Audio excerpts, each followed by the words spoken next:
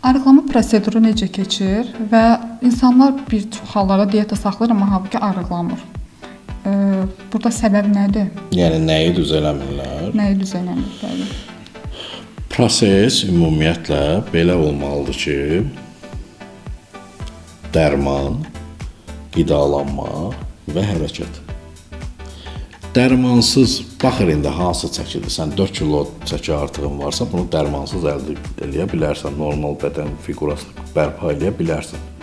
Amma yəni sənin 40 kilo artıq çəkin varsa, dərmansız mümkün deyil. Ya dərmandır, ya əməliyyatdır. Amma bu proseslərin etapları var. Bərabər keçilən etapdır. Mütləq şəkildə dərman, onunla yanaşı hərəkət və onunla yanaşı doğru qidalanma. Misal üçün, mənim xəstəm var ki, alfa-xrom tabletkanı yeyəcəmişəm apteklərdə 33-35 manatdır. Alfa-xrom tabletka ilə harca 45 günə 17 kilo yarım arıqlayıb.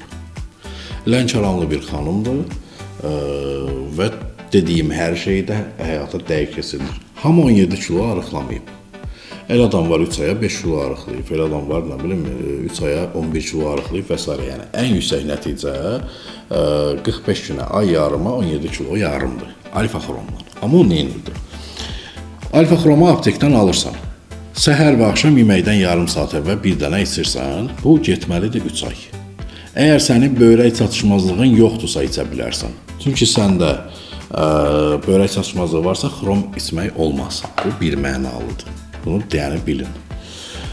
Və bu nəyin qarşısını alır? Qaraciyər piylənməsinin, insulin direncini qırmaqda kömək eləyir, ürək damarlarının yağlanması, yəni aterosklerozları aradan qaldırır, xolesterini aradan qaldırır, şəkərə meyillik dediyimiz şey və s. bu şeylə. Və zob problemi olan adamlar da, yəni hipotiroiddən əziyyət çəkən insanlar da istifadə edə bilərlər. Bunun yanında yaxşı olar ki, 50 minlik doza multizan D3 həftədə bir tabletka istifadə olunsun. Bir də mənim əvvəl pulla satdığım bir diyeta var idi. İndi o diyetanı pulsuz verirəm, amma ya WhatsApp-a yazın, bizə avtomatik mesaj gələcək, orada göy link var, ona basarsınız, girərsiniz, ya da ki Aptekimiz Friendly kanalı var, kanallar bölməsinə girib oradan o diyetanı götürün. Üstünlük nədir? Sən diyetada olduğunu hiss eləmirsən. Özünüz o diyetanın siyahısını oxuyanda görəsiniz, rasyon elədir ki, hər şeydən yeyə bilirsən, rahat qidalana bilirsən, aclıq hiss eləmirsən, mədən daima tox olur və sən arıqlayırsan. Bir görürsən ki, çəkin gedib. Amma mütləq şəkildə səhər və axşam yarım saat, yəni 5 kilometr həcmində gəzinti vacibdir. Bunu da eləyirsiniz, diyeta, dərman və idman, yəni hərəkət. Bunu eləyib arıqlaya bilməyən adam yoxdur.